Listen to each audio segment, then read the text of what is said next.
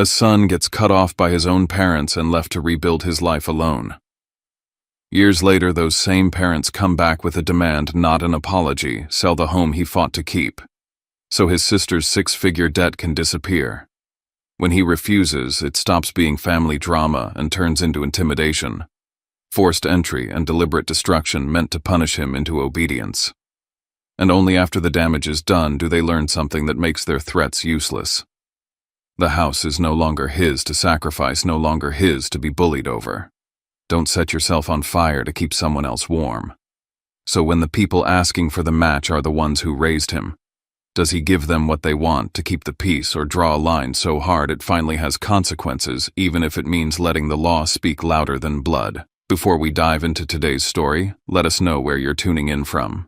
It's always amazing to see how far these stories travel. And if you haven't yet subscribed so you don't miss what comes next on this journey, because some truths don't just surface. They explode. Now I'd like you to hear what he's been carrying in his heart. If you're still here with me after that phone call and those sirens, you deserve to know what really led to it. Because when my parents demanded I sell my house, it wasn't just about money. It was about a line in the sand I'd been drawing my whole adult life. And to understand why I would rather burn bridges than hand them that line, I have to take you back 5 years back to the version of me who still believed keeping the peace was a kind of love. I was 26, living in a studio in Kansas City that felt like it had been designed to punish optimism. The walls were thin enough to hear my neighbor's microwave beep through dinner. The window faced the parking lot, so every night the sodium lights washed my room in that dull orange glow like permanent sunset without any of the beauty. I had one small table that served as my desk, my kitchen counter, and my dining room. If I stretched my arms out, I could almost touch everything that mattered to me at the time: my laptop, my coffee mug, my calendar, and my savings tracker. Tech paid the bills, but it didn't make life gentle. My days were structured stand-ups, tickets, deadlines, the constant hum of solving problems that never stayed solved for long. Some nights I came home so late the lobby smelled like bleach and stale mail. Weekends weren't for relaxing. Weekends were for freelance projects, bug fixes for clients who wanted miracles on a discount, anything that meant another deposit into the one account I protected like it was a heartbeat. I lived like a monk with a mortgage dream. I took the bus instead of buying a car. I meal prepped plain food and called it being efficient so it didn't sound as sad as it sometimes felt. I said no to trips, no to concerts, no to spontaneous nights out, because none of those things built the life I wanted. Every time I felt tempted, I would open my spreadsheet and look at the number like it could talk me off a ledge. That file had a name that made me cringe if anyone ever saw it: exit plan. Because that's what it was. A map out of uncertainty. A map out of being one bad month away from panic. And if I'm being honest, a map out of my family's orbit. Not physically. Overland Park was only a short drive away, but emotionally. I'd spent years feeling like my value in that house was measured in usefulness, how much I could tolerate, how much I could give, how little I could ask for in return. The dream itself was simple: a craftsman in Kansas City, 3 bedrooms so I could turn one into a real home office and still have a spare room for guests, because part of me wanted to believe I'd eventually have people worth hosting. Hardwood floors, not carpet that held other people's stories. A kitchen that caught the morning light, the kind of place where coffee felt like a reward instead of a survival tool. I didn't want luxury, I wanted ownership. I wanted the quiet kind of pride you feel when you unlock your own front door and nobody can tell you what you owe them for being allowed inside. And still, every Saturday night I drove to my parents' place in Overland Park like I was clocking in for a shift I didn't get paid for. It was an unspoken agreement: show up, smile, eat, laugh at the right jokes, pretend the air wasn't always a little tense. My dad, Gordon, would sit in the same chair and complain about his back like it was his signature. My mom, Maureen, would hover between the kitchen and the dining room, fussing over plates and controlling the room with little looks and little sighs. They were the kind of parents who could sound warm in public and cold in private without ever raising their voices. My sister Kendra always arrived like she was stepping into a spotlight. She was a few years older, and she had this talent for making every conversation about her next big thing. She never walked in empty-handed, even if what she brought was just energy and noise. And her husband, Dustin Vale, was the kind of guy who talked like hard work was for other people. He didn't just chase opportunities, he chased shortcuts. He loved words like scalable and passive and game changer as if saying them out loud could make money appear. They spoke in futures. They rarely spoke in responsibilities. I told myself the Saturday dinners were for keeping the peace. That's what you say when you don't want to admit you're afraid of what happens if you stop. I was the steady one, the practical one, the one who didn't ask for much. And that role came with an invisible expectation if anything went wrong in the family, I'd be the buffer, the fixer, the quiet wallet with a pulse. So I built habits that made me feel safe. I saved receipts, I kept screenshots, I archived emails. I didn't even do it because I was paranoid. I did it because I'd learned that people who twist stories can't twist evidence as easily. After a couple nights when I noticed someone lingering outside my old building, I installed a doorbell camera as soon as I moved somewhere that allowed it. Later, I added a camera pointed toward the garage because the idea of anyone showing up unannounced made my stomach knot. I didn't know then what those cameras would end up meaning. I just knew I hated feeling exposed. Around that time, I met Rowan Pierce through a professional networking group. Not a dating app, not some dramatic setup. Just one of those conversations that starts about work and somehow turns into something human. Rowan lived out of state and we didn't jump into anything fast. What hit me was the opposite of pressure. Rowan didn't ask me to prove anything, didn't hint that love was earned through sacrifice, didn't treat my goals like they were a resource to be harvested. For the first time in a long time, I felt like I could breathe around someone. By the beginning of October, my savings number was close enough to my goal that I could taste it. I had a listing saved on my phone, a craftsman that made my chest tighten in a good way, hardwood floors, a kitchen window that turned sunlight into something almost golden, 3 bedrooms, and a small porch that looked like it belonged in a movie where good things happen to people who try. That Saturday, I drove to Overland Park with a grin I couldn't fully hide. I was excited. I was proud. I was ready to finally share something good with the people who were supposed to care. I didn't know that by the time dessert hit the table, the dream I'd been building for years would be treated like a pile of cash sitting in the middle of the room, something my family had already decided how to spend.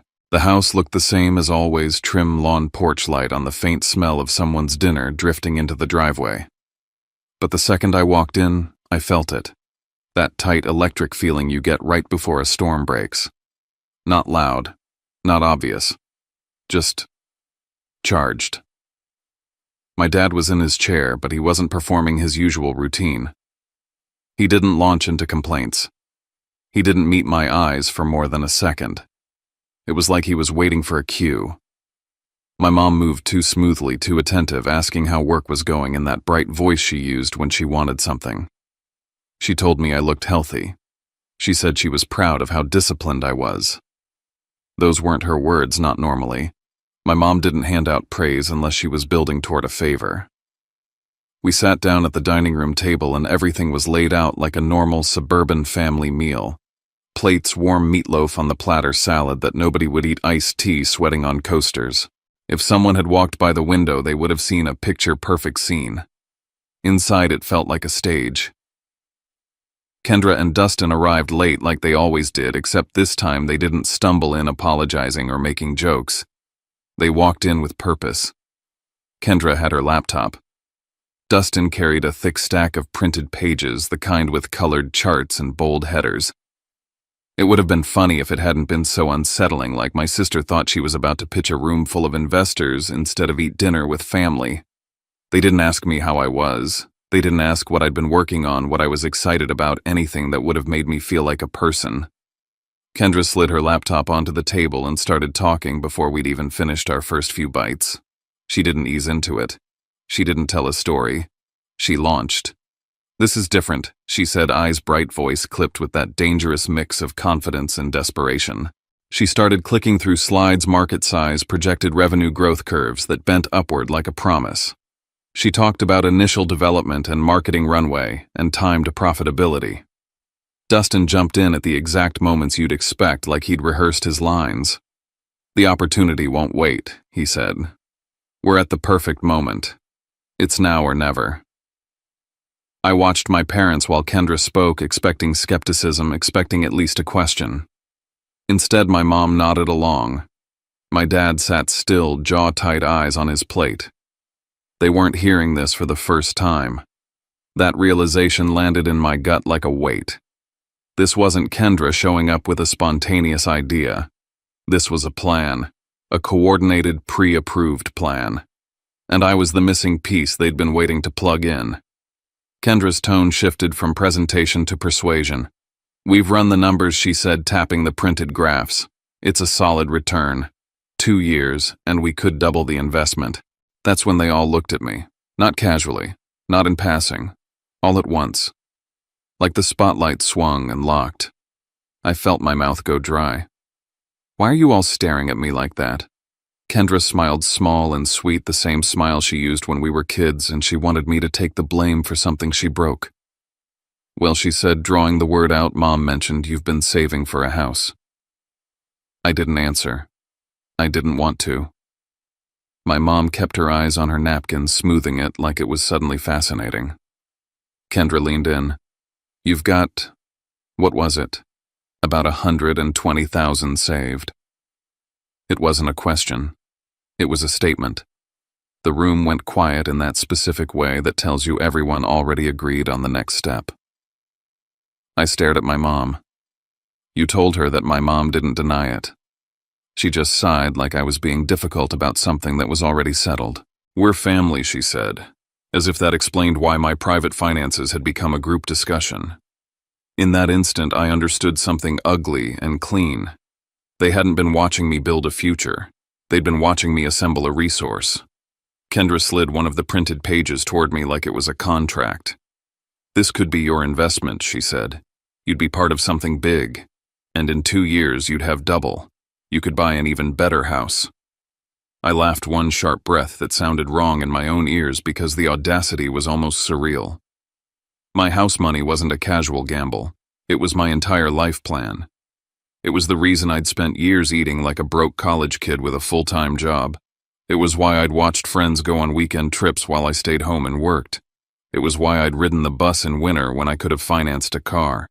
It was why I'd built that exit plan spreadsheet in the first place. "I'm not investing my house money," I said, steady but firm, "not in this." Kendra's face cracked instantly like a mask slipping. "You're not even going to consider it." "No," I said. "I'm not." Dustin's chair scraped. "Wow."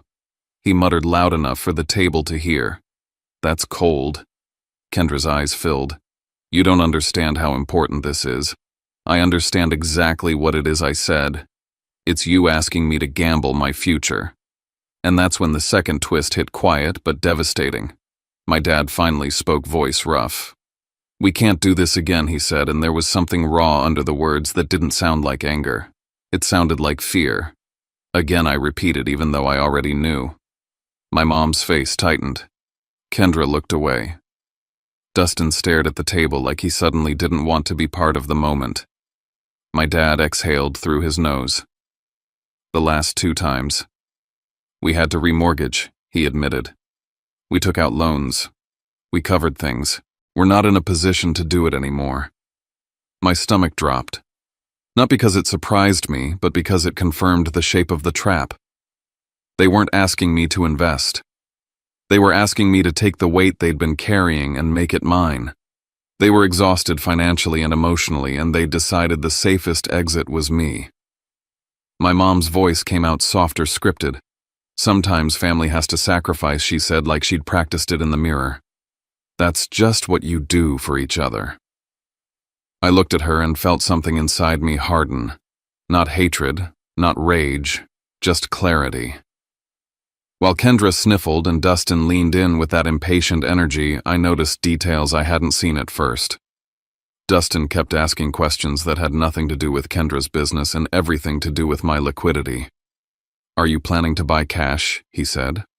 "Or are you doing a mortgage?" He asked it like he was checking how quickly I could move money. "What's the timeline? How fast could you pull it if you needed to?" And Kendra's phone kept lighting up on the table, buzz after buzz after buzz. She would glance down, swallow, then looked back up with that bright, forced expression. It wasn't just nerves. It felt like pressure. Like someone outside that room was counting on her to come home with a yes. I pushed the printed graphs back toward her. "No," I said again. "I'm not doing this. Not with my house money." The temperature of the room changed. It was subtle at first, my mom's eyes narrowing, my dad's jaw tightening, Kendra's tears turning sharper, more performative. The presentation was over. The persuasion was over. And I could feel what was coming next, like hearing thunder roll before the rain hits. My sister wasn't going to stay in business pitch mode. My father wasn't going to stay quiet. And my mother was about to do what she always did when she didn't get her way. The dinner table wasn't a dinner table anymore. It was a courtroom. And I was the one on trial. The moment I pushed those glossy printouts back toward Kendra, the room stopped pretending. It wasn't a family dinner anymore. It was a hearing. The kind where the verdict is decided before you even sit down. Kendra's tears came fast, like she'd been waiting for her cue. She pressed a hand to her chest and stared at me like I'd just taken something from her. "You have to help," she said, voice shaking. "You're my brother. What are you even doing if you don't care about my future?" Dustin leaned back in his chair and let out a laugh that wasn't funny. "Unbelievable," he said. "You'd really watch your sister drown because you want a house." My dad still wouldn't look at me. His fork hovered over his plate like he'd forgotten how to eat. My mom's gaze kept darting between my face and Kendra's as if she was measuring how much pressure would break me. She reached for the role she knew best, the one that always worked in our family, moral authority. "Thayer," she said, soft and disappointed, like she was talking to a child who'd failed a test. "You've always been so capable, so responsible. That's why this is so hard to understand. Sometimes you have to sacrifice. That's what family does." I stared at her. I could hear the word family in her mouth the way you hear a slogan in a commercial. Polished, convenient, empty. Kendra's phone buzzed again.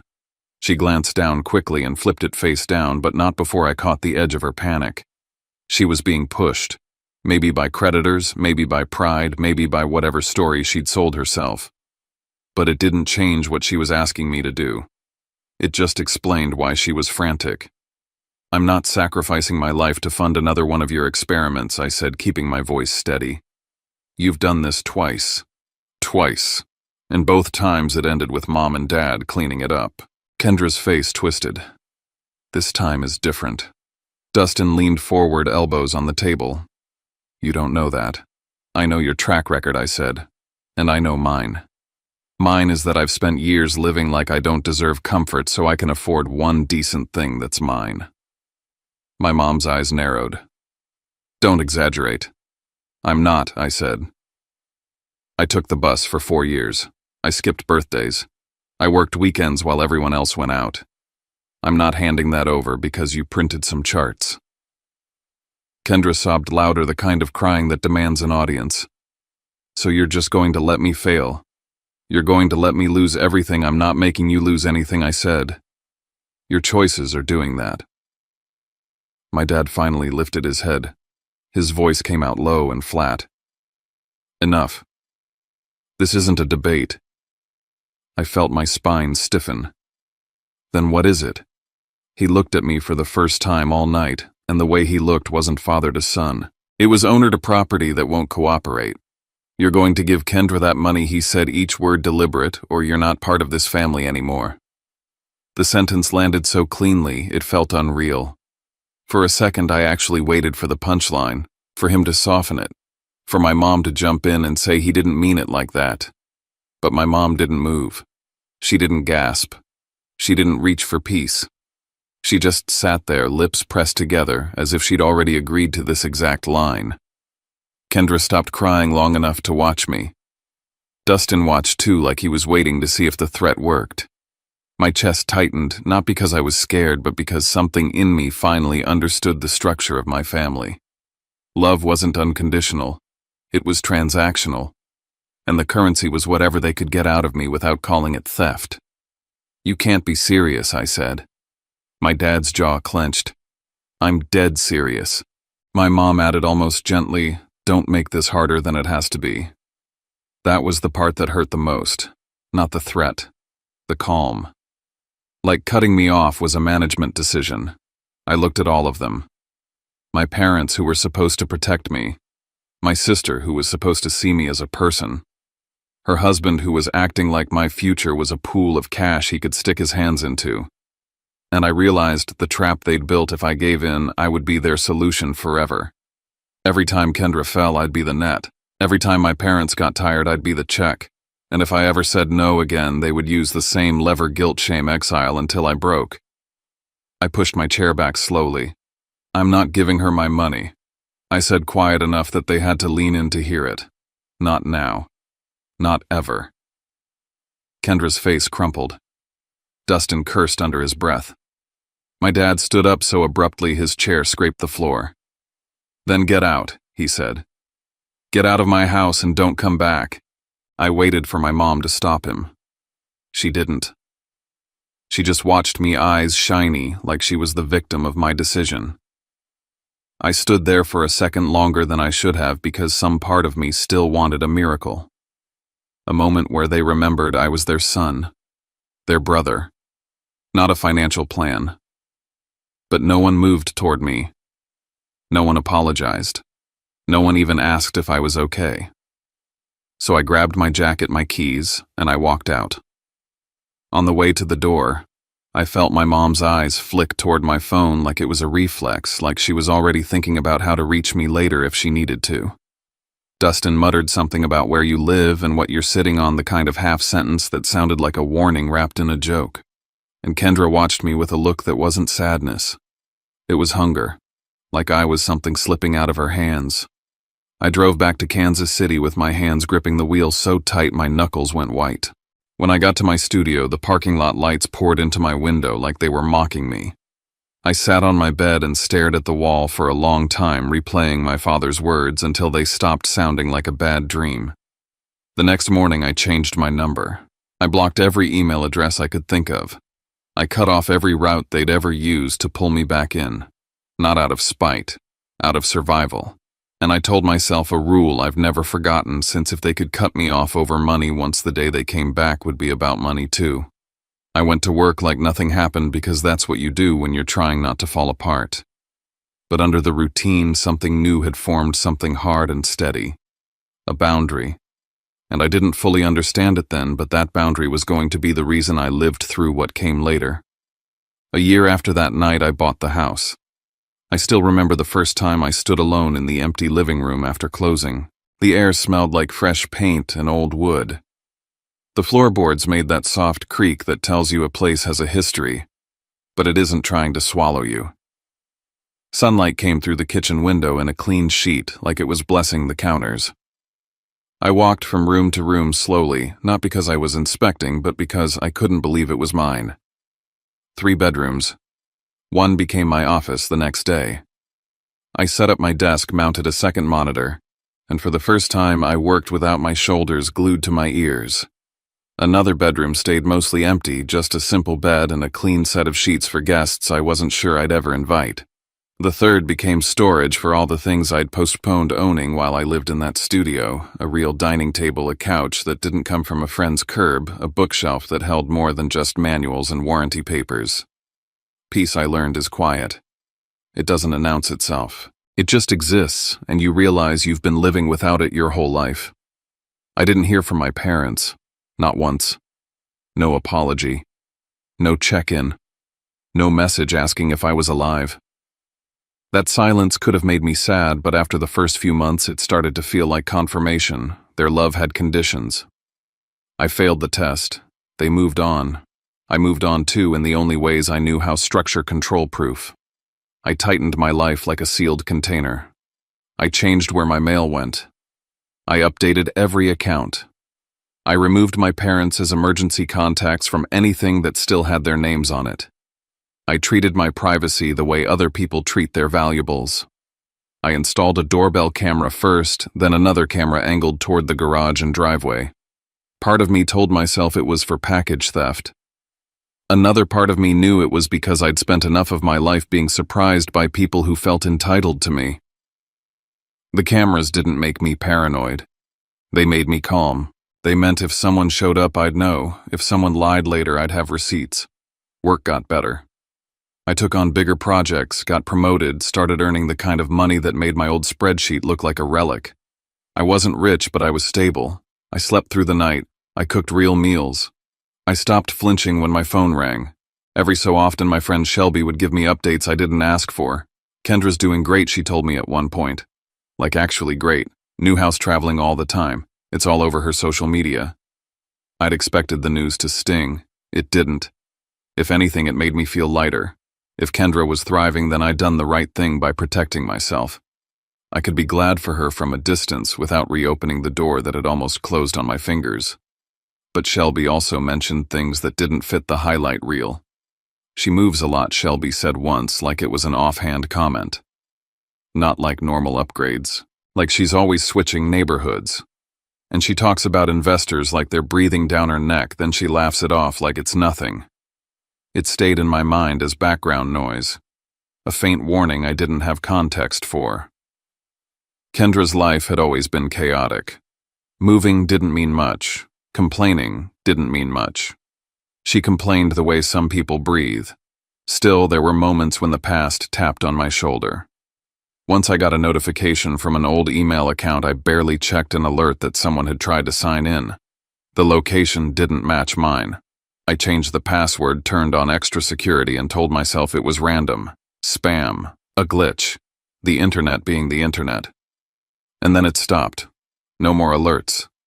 No more weirdness. The quiet returned. That's how it always works. You relax just enough to believe the danger is gone. Around year 4, I met Rowan Pierce at a networking event that was supposed to be about career growth and turned into the first normal conversation I'd had in a long time. Rowan didn't live in Kansas or Missouri. Rowan lived out in North Carolina. We talked about work then, about family then, about the kind of life we wanted. Nothing dramatic. Nothing rushed. Just that rare feeling of being seen without being measured. We did the long-distance thing for a while. Calls after work. Visits when we could manage them. Rowan's presence didn't feel like pressure.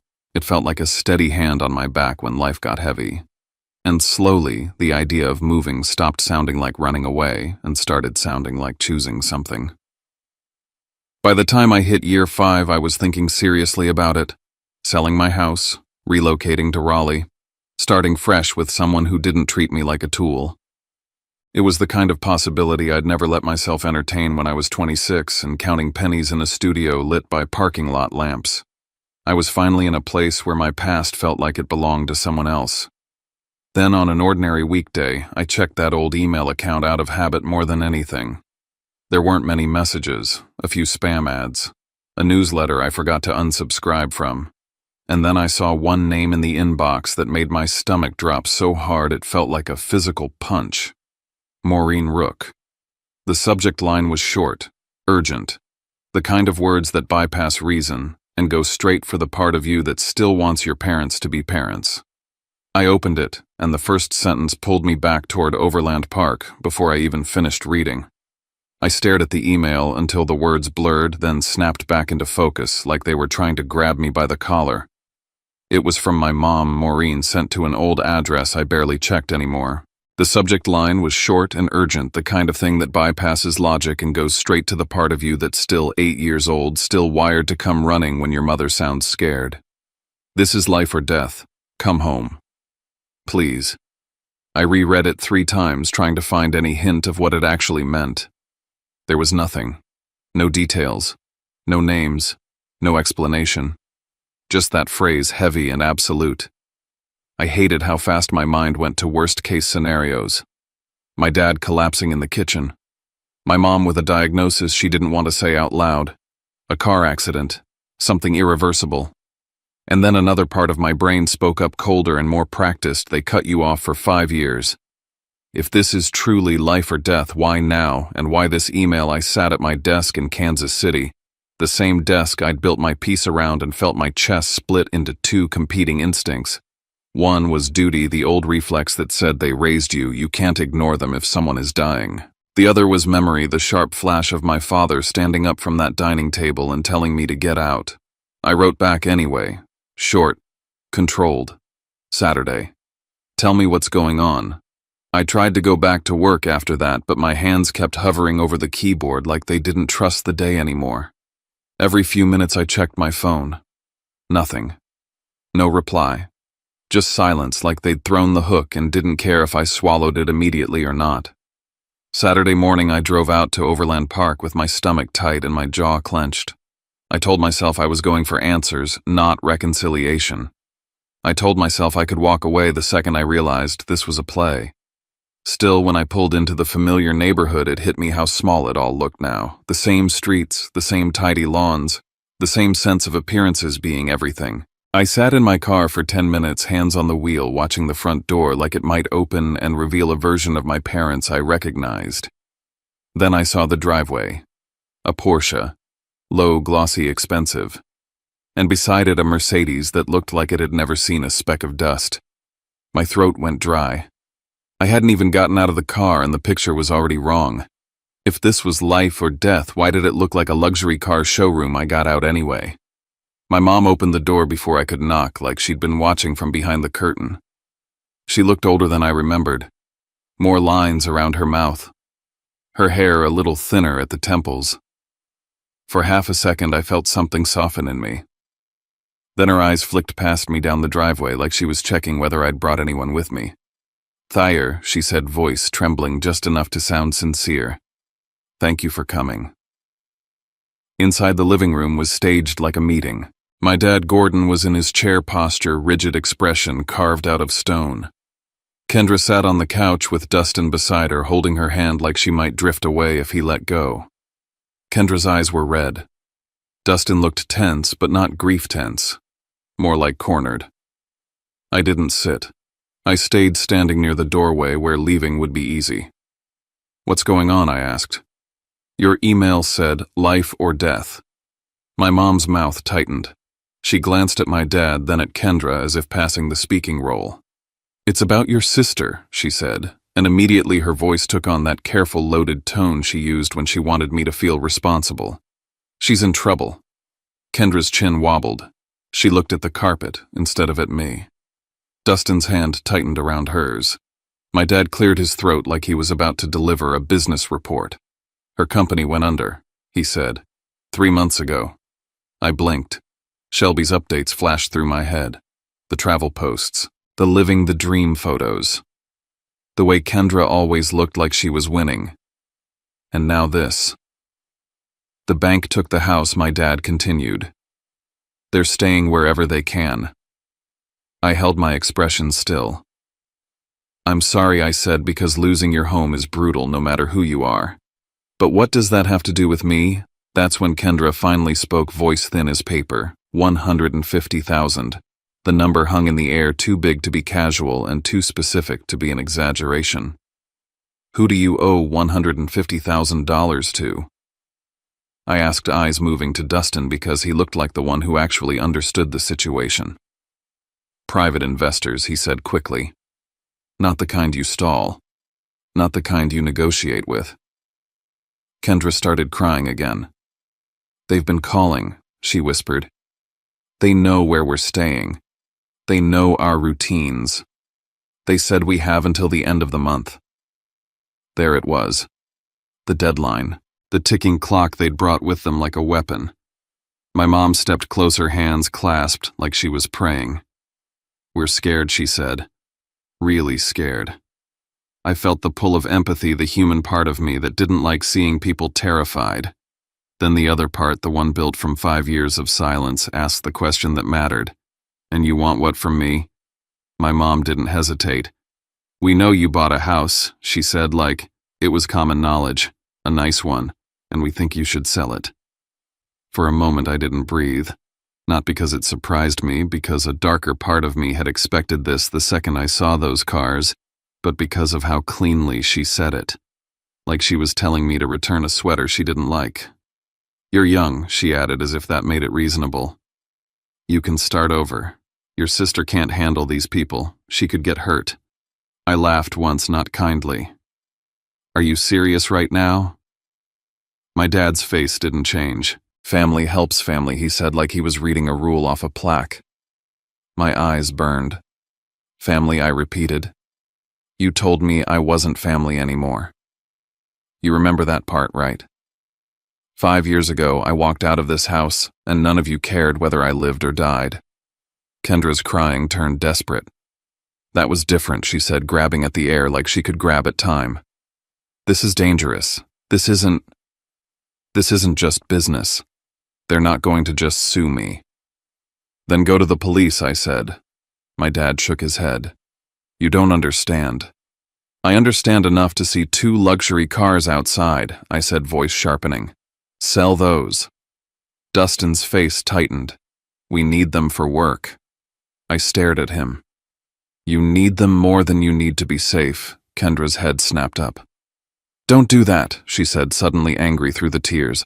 Don't act like we're living some glamorous life. We've been trying to keep everything together. By keeping the expensive cars, I asked. By asking me to throw away the one stable thing I built. My mom stepped in front of me, eyes glossy.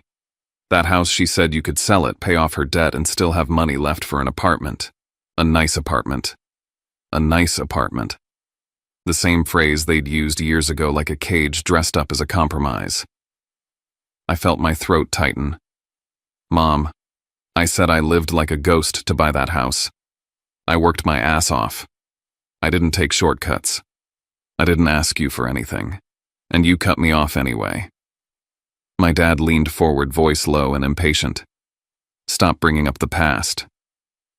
The past is the only reason we're standing here, I said. You don't get to erase it because it's inconvenient. My mom's expression shifted like she'd moved from pleading to planning. If something happens to your sister, she said softly, you'll live with that forever. There it was. The guilt knife, clean and practiced. I took a slow breath. And if I sell my house and ruin my future for her choices, I said I'll live with that forever too. My dad's eyes hardened. You're being selfish. No, I said. I'm being honest. She's a grown woman. If you want to save her, sell your house. My mom's mouth fell open. We can't. Then you finally understand how I feel, I said. Kendra stood up, shaking.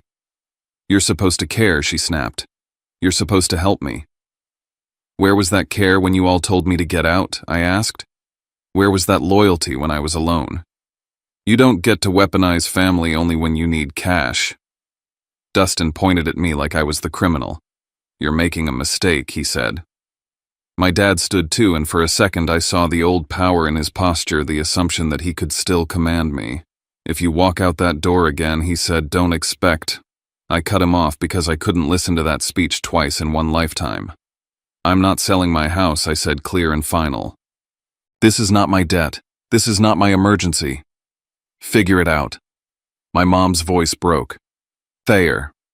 No, I said, and stepped backward toward the door. You don't get to come back after 5 years and demand I destroy myself for you. I left without hugging anyone, without promising anything. I drove back to Kansas City with my heart pounding, not from guilt, but from something colder. Because as I replayed my dad's face in my mind, I realized he wasn't just angry, he was calculating. When I got home, I blocked my mom's email address. I sat in my quiet kitchen, the one with the morning light, and tried to convince myself it was over. Then my phone buzzed with a text from an unknown number. It was short. No greeting. No name. We're not done. The next few days felt like waiting for a storm you can smell in the air but can't see on the radar. I went to work, answered emails, sat through meetings, pretended my life was still normal. But every time a car door slammed outside, my body reacted like it was a threat. I started checking my cameras more than usual, not obsessively, just often enough to admit I didn't feel as safe as I wanted to. On Tuesday morning, I was in my kitchen making coffee, watching steam rise and trying to convince myself the tightness in my chest would fade. My laptop was open on the counter, my workday already queued up. The house was quiet. Then I heard a car pull up, fast tires crunching gravel at the edge of my driveway. A door slammed, heavy footsteps. I froze, mug halfway to my mouth. When I looked at the camera feed, my stomach dropped. My parents were walking up my driveway like they belonged there. My mom in her coat face, set with purpose. My dad beside her scanning my house like it was inventory. I didn't open the door right away. I watched them through the screen, my hand hovering over my phone. My mom rang the doorbell. The chime echoed through my living room like a warning. I opened the door enough to be heard, not enough to invite them in. "What are you doing here?" I said. "How did you get my address?" My mom's eyes flicked past me into my house, hungry and curious. "We had to," she said, voice soft, like she was asking for sugar, not trespassing. My dad didn't bother with softness. "Nice place," he said, and his gaze moved over my living room, the windows, the layout. He was measuring distance exits value. It made my skin crawl. "Answer my question," I said. My mom hesitated just long enough to tell on herself. "Kendra hired someone," she said. "A private investigator." The words hit like ice water. "You paid someone to find me." She was desperate, my mom said quickly, like desperation made stalking acceptable. My dad stepped closer. "We're here to talk." "We already talked," I said. "You need to leave." My mom put a hand on the door and pushed. I tried to hold it, but she leaned in with the stubborn force I remembered from childhood when she decided a boundary didn't apply to her. The door swung wider, and suddenly she was inside my entryway, looking around like she was touring a model home. "Don't," I said sharply. "Get out." My dad followed her in as if the house was family property. He walked 2 steps into my living room and turned palms open like he was presenting the obvious. "It's just you here," he said. "All this space. You don't need it." I felt heat rise behind my eyes. "You don't get to decide what I need," I said. "Both of you leave. Right now." My mom's voice shifted into that practiced tremble. "Your sister is scared," she said. "They called again. They said end of the month." "There's that deadline again," I said. "Call the police." My dad scoffed. "The police can't fix this." "What the police can fix," I said, pulling out my phone, "is 2 people trespassing in my house." My dad's hand moved fast. He grabbed my wrist in a quick, sharp motion, not hard enough to bruise, but hard enough to remind me he could. "Don't be ridiculous," he snapped. My whole body went still. Then I yanked my arm back and stepped away, putting distance between us.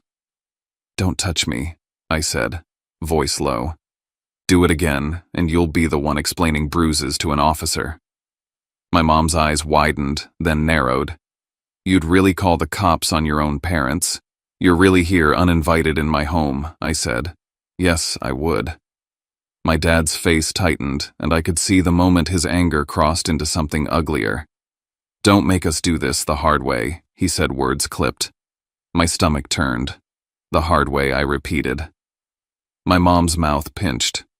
"You're going to regret this," she said like a curse. And then my dad did something that confirmed what I'd been feeling since Overland Park. He wasn't looking at me. He was looking at my house.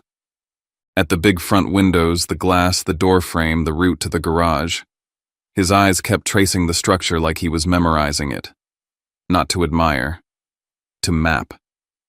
In that moment, my fear stopped being abstract. "You came here to intimidate me," I said. "You're not here to talk." My mom's voice sharpened. "We're here to save your sister.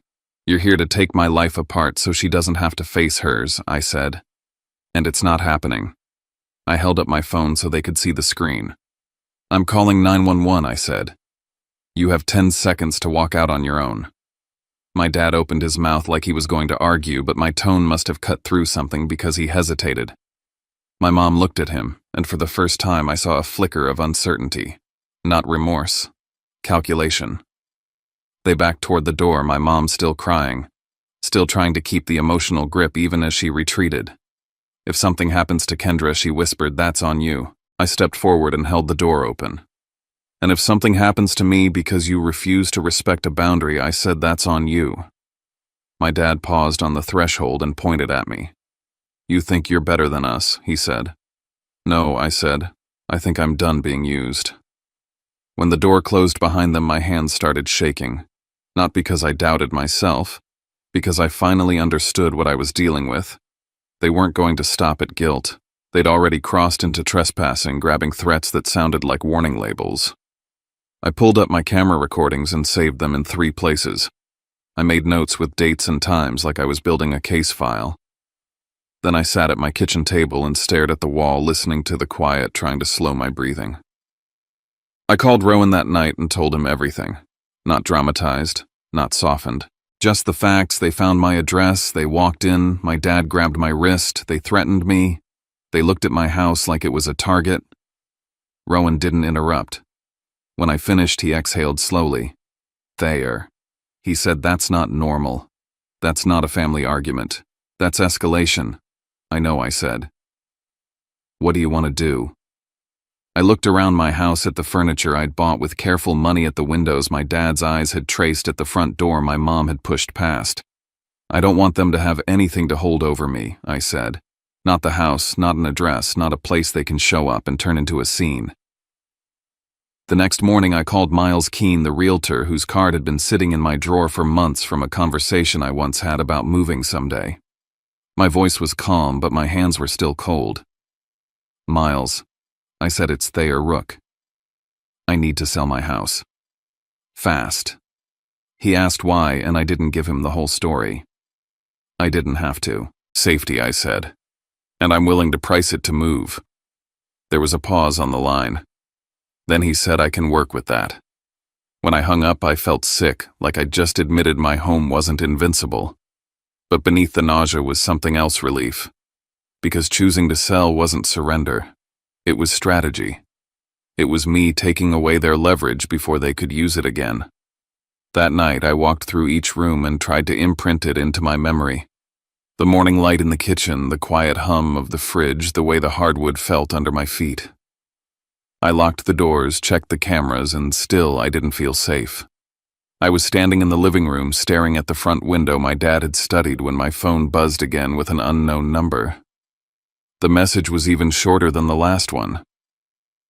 "You can't hide from us." I stood there in the glow of my own lamps in the home I'd built as my escape plan made real, and realized the truth that made my throat tighten. I had locked the doors. But I wasn't sure locks meant anything to people who believed they owned you. A month after I listed my house, the place already felt like it belonged to someone else. Miles moved fast, exactly like he said he would.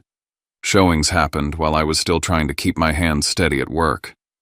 The offer came in lower than I would have wanted in a calm world, but I wasn't living in a calm world anymore. I accepted it anyway, signed what I needed to sign, and told myself I wasn't losing anything. I was removing leverage. I was pulling the last loose thread my parents could grab and yank. Closing happened so quickly it was almost disorienting. One week my keys were in my pocket, the next they were in an envelope sliding across a desk, and my name was no longer tied to that address. I packed in a way that didn't feel like moving. It felt like evacuating. Rowan drove out to Kansas City to help, and the simple fact of having someone beside me while I taped boxes shut made me realize how long I'd been doing everything alone. The morning we loaded the last box, I stood in the doorway of the craftsman I'd worked years to earn, and I let myself feel it for one clean second, the light, the quiet, the safety I thought I'd bought. Then I shut the door and didn't look back. Raleigh wasn't a magical reset, but it was different. The air was warmer. The trees looked softer. Rowan's place felt lived in a way that didn't make me tense. Within a few days, my body stopped bracing every time a car slowed outside. I worked remotely from Rowan's guest room, and at night we'd sit with laptops open, scrolling through listings, talking about neighborhoods, joking about paint colors like normal people. I kept my Kansas City number, but I tightened everything else. I stopped checking that old email. I told myself there was nothing left for my parents to chase. No address, no house to point at, no front window for my dad to study like a target. For the first time in weeks, I believed I'd outrun them. It was a Tuesday morning when the illusion shattered. Rowan had already left for an appointment, and I was in the kitchen rinsing my coffee mug, half listening to a conference call through one earbud. My phone buzzed with an unknown number from a Missouri area code. I ignored it. It buzzed again, then again. The kind of repetition that turns your stomach before you even know why. I stepped away from the sink and answered on the fourth call, mostly out of instinct. Mostly because the part of me that grew up under my mother's urgency still had a reflex for emergencies. "Hello," a man's voice, professional and flat. Is this Thayer Rook? My spine went rigid. Yes. Who is this? This is Officer Delgado with the Kansas City Police Department. I'm calling about an incident involving Gordon and Maureen Rook. The world narrowed to that sentence. My throat went dry. What kind of incident? They were arrested last night, he said. Breaking and entering. Property destruction. For a second, I couldn't make the words connect. Where the address listed is 1627 Brookview Terrace, he said, and my stomach dropped so hard it felt like I missed a step. That was my old address, my former house, the place I'd sold, the place I'd left behind like a sealed chapter. I sold that house, I said immediately. I don't live there. I don't own it. There was a pause. Paper shuffling, keyboard clicks, the sound of someone confirming details he already suspected. That matches what we're seeing, Officer Delgado said. The current owner is Elliot Granger. He came home and found your parents inside his residence. I grabbed the edge of the counter so I wouldn't sit down on the floor. Inside, I repeated, doing what Officer Delgado's voice stayed controlled, but the details were brutal. They caused extensive damage to the living room, windows broken, furniture destroyed, TV smashed, coffee table destroyed. There was spray paint on the walls. They were using baseball bats. My head pulsed. I pictured my father's hands, my mother's face. I pictured the way my dad had looked through my front window like he was memorizing weak points. I pictured that message on my phone. You can't hide from us. The threat wasn't metaphor. It had been a plan. Elliot Granger called 911. Officer Delgado continued. He said he heard glass break from the driveway, then saw movement inside. When officers arrived, your parents were still in the living room. They claimed they were retaliating against you. My stomach turned. Retaliating, I said like the word tasted bitter. They thought it was still my house. That's what they stated, Officer Delgado said. They said you abandoned them. That you owed them. They said they were sending a message. I pressed my eyes shut. Somewhere in Kansas City, an innocent man's home had become the battleground for my family's rage. And my parents had done it with the confidence of people who believed they were justified. Officer Delgado lowered his voice slightly. They asked to contact you. Of course they did. Do you want to speak with them? He asked.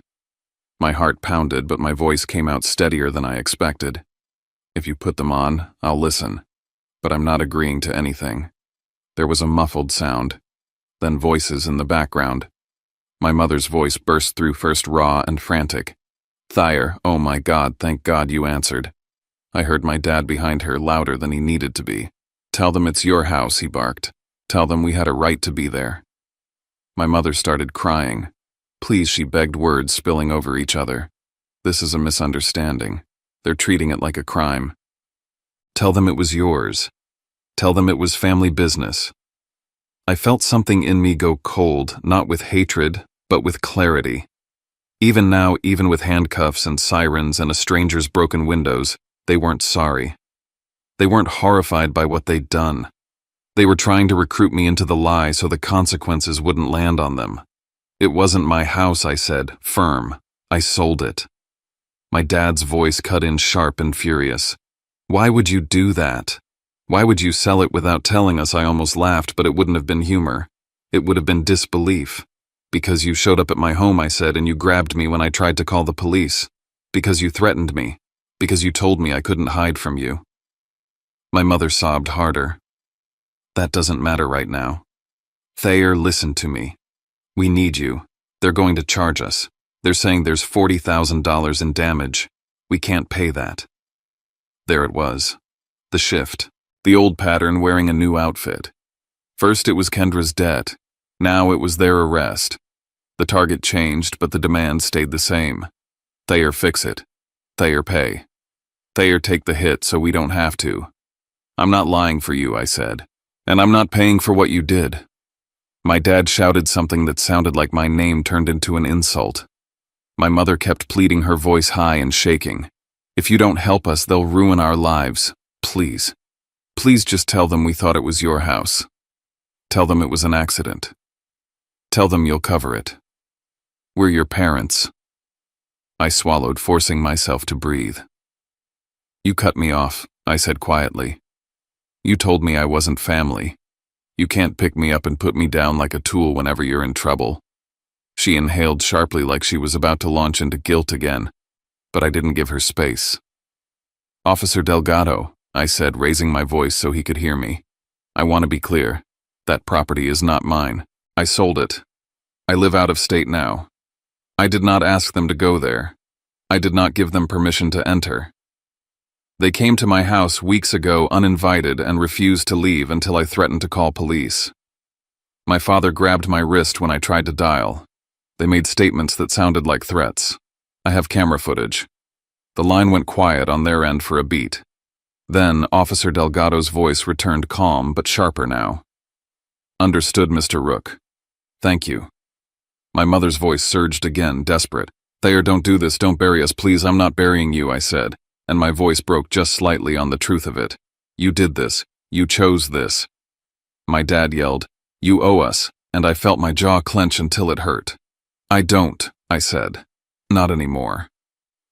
I ended the call while my mother was still crying and my father was still shouting, and the silence afterward was so loud it rang in my ears. I stood in Rowan's kitchen staring at the wall like it might explain how two people could raise a child and still end up swinging bats through a stranger's living room because their child wouldn't finance their favorite daughter's mess. My hands shook as I set the phone down. Then my mind jumped to Elliot Granger, to the sound he must have heard to the moment he realized someone was inside his home. My parents could have been shot. Elliot could have been hurt. A situation that never should have existed had become dangerous because my family couldn't accept a boundary.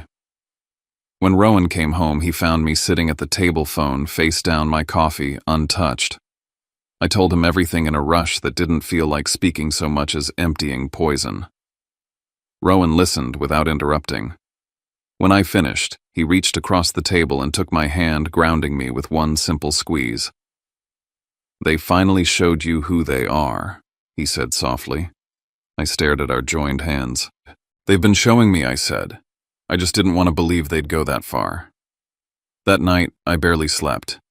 Every time I closed my eyes, I saw bats swinging glass, exploding, the innocent shock of a homeowner stepping into chaos, and my mother's voice begging me to rewrite reality so she wouldn't have to face what she'd done. I knew it wasn't over. There would be charges, court dates, restitution, and a story behind Kendra's so-called dangerous investors that suddenly felt less like truth and more like another lever.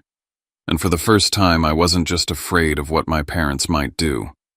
I was afraid of what they had already proven they were willing to do when control slipped out of their hands. The aftermath didn't arrive all at once. It came in pieces like debris floating back after an explosion. Officer Delgado called again 2 days later to confirm he'd received my email with timestamps from my cameras and notes from the day my parents showed up at my Kansas City house. He didn't ask me to fly back. He didn't push me to testify immediately. He just told me the facts in a voice that sounded like he'd heard versions of this before, but not often. They're facing serious charges, he said. Breaking and entering. Criminal damage to property. Depending on how the prosecutor files it, it could get heavier. The homeowner is pressing for restitution. I thought about Elliot Granger again. About walking into your own living room and finding strangers swinging bats like the place belonged to their anger. I didn't blame him for wanting consequences. I would have wanted them too. How much damage, I asked, even though I already knew. Initial estimate is around $40,000, Officer Delgado said. Could go up depending on additional repairs. I hung up and sat with the number in my lap like it was a brick. 40,000. A stranger's safety shattered. A stranger's home violated. And my parents had done it to punish me for not handing over money they believed they were entitled to. Shelby called a week later with the kind of hesitant tone people use when they're delivering news they didn't ask to carry. Thayer, she said, I heard what happened. Everyone here is talking about it. I'm sure they are, I said, voice flat. She exhaled. They're telling people you ruined them. I didn't respond. I could picture my mother's version of events already. I could hear my father's certainty. In their world, consequences were always something someone else did to them, never something they earned. Shelby continued. Your parents got a lawyer. They're trying to work out a deal. They don't want jail time. Of course they don't, I said. What's crazy, Shelby added carefully, is the money. They can't cover it.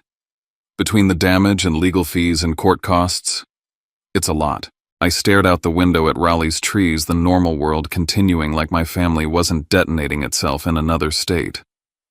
So what are they going to do? I asked, even though I could guess. Shelby hesitated. They might have to sell their house.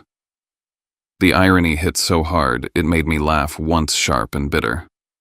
The house my mother had called untouchable because they were older.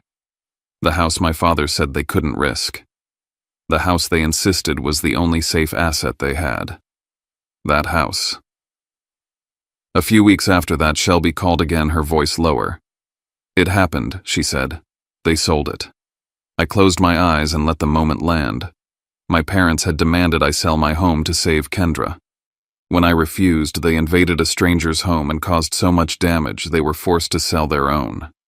It was like the universe had taken their ultimatum and turned it back on them, but nothing about it felt satisfying. It just felt sad and dangerous and inevitable. And get this, Shelby said like she didn't even want to say it out loud. After they paid what they owed for court and restitution and everything, they gave the rest to Kendra. I didn't speak for a long second. My parents had done it. They had done exactly what they demanded from me. They had cashed out their own stability to feed the same problem they'd been feeding for years. What about the investors, I asked finally. The people Kendra said were going to hurt her.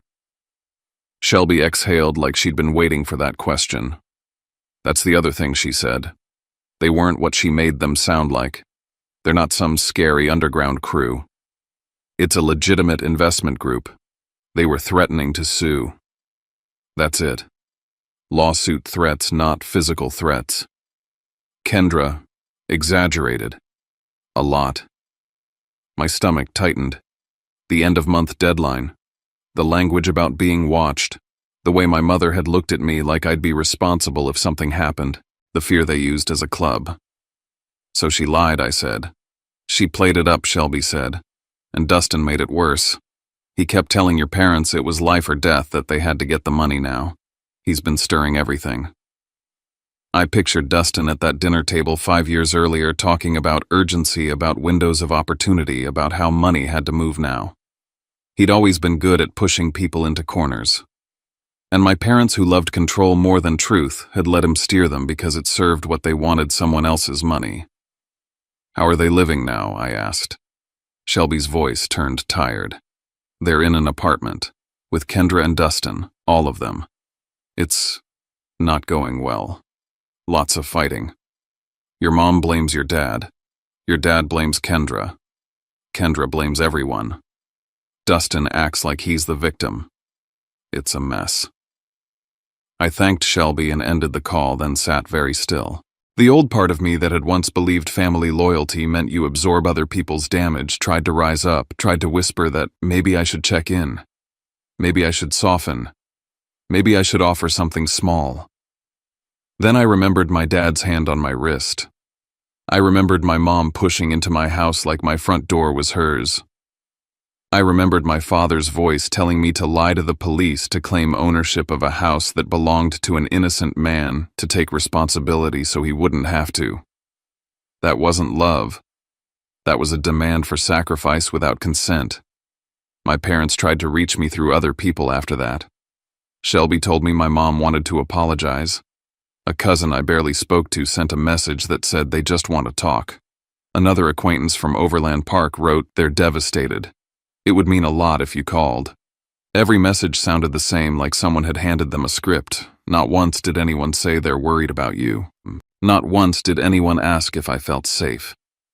The requests were always angled toward easing their discomfort, smoothing their mess, making consequences feel less sharp. Rowan watched me read the messages and delete them. He didn't tell me what to do. He didn't pressure me toward forgiveness or revenge. He just stayed close, like he was quietly holding the line with me. One night, after I'd spent an hour staring at my phone and then setting it face down like it burned, Rowan sat beside me on the couch and said, "You're allowed to protect your peace, even if they don't understand it." I nodded, and for the first time since Officer Delgado called, my chest loosened. Months passed. The court process moved forward without me being pulled back into Kansas City. The restitution was handled through what my parents paid and what they could negotiate. The story in my hometown kept mutating, but the truth stayed the truth. My parents broke into a home that wasn't theirs and destroyed it because they believed violence could force obedience. Kendra built a crisis out of her own choices and inflated fear to squeeze money out of people. Dustin poured gasoline on every conflict because it got him closer to someone else paying his bills. And me, I stopped letting their chaos define my calendar. Rowan and I kept looking at houses in Raleigh. Slowly, the idea of home stopped feeling like a vulnerability and started feeling like a shared decision. When we finally found one we loved, we walked through it together, and I noticed something I hadn't expected. I wasn't scanning for threats. I wasn't mapping exits. I was imagining mornings. A kitchen where coffee meant comfort. A room that could become an office without feeling like a bunker. A backyard where the air didn't smell like fear. When the dust settles, what lingers isn't the broken furniture or the shouting, it's the quiet realization that some people will call it family while they're asking you to bleed for their comfort. And when a line is finally drawn, it can feel lonely, even when it's necessary.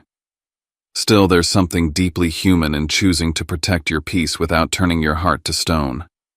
If this story stayed with you, you're not alone.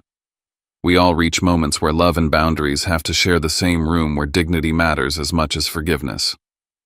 Sometimes the kindest thing we can do for ourselves and for others is to stop rescuing and start telling the truth gently and clearly. Thanks for spending this time with me.